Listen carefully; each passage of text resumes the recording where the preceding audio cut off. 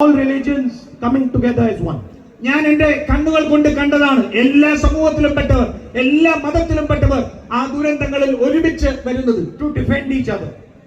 ഒരുമിച്ച് നിൽക്കുന്നത് ഞാൻ കണ്ടതാണ്. Now, just when I started this speech, I happened to look at this mic. ഞാൻ ഇവിടെ സംസാരിക്കുന്ന തൊട്ടു മുമ്പ് ഞാൻ ഈ മൈക്ക് നോക്കുവാൻ ഞാൻ ഇടയായി. And on this mic is written country of origin China. ഞാൻ ഈ മൈക്ക് നോക്കുമ്പോൾ ഇതിൽ മൈക്കിൽ എഴുതിയിരിക്കുന്നത് ഇത് ചൈനയിൽ നിർമ്മിതമാണ് എന്നാണ്. And I'm wondering why on this mic it is not written country of origin India, state of origin Kerala.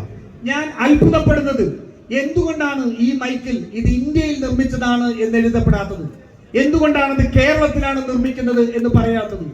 How are the youngsters of Kerala expected to get a job if we do not have things made in India? ഈ കേരളത്തിൽ ഈ ഇന്ത്യയിൽ നമ്മൾ അത്തരത്തിലുള്ള ഉൽപാദനത്തിന് നമുക്ക് സാധിക്കുന്നില്ലെങ്കിൽ കേരളത്തിലെ യുവജനങ്ങൾക്ക് എങ്ങനെയാണ് തൊഴിലുകൾ ലഭിക്കുക? And how are we ever going to make things in Kerala if only one or two companies control the future of Kerala? ഈ കേരളത്തിന്റെ ഭാവിയെ ഒന്നോ രണ്ടോ കമ്പനികൾ മാത്രമാണ് നിയന്ത്രിക്കുന്നതെങ്കിൽ എങ്ങനെയാണ് അത്തരത്തിലുള്ള അവസരങ്ങൾ യുവജനങ്ങൾക്ക് കേരളത്തിൽ ഉണ്ടാക്കാൻ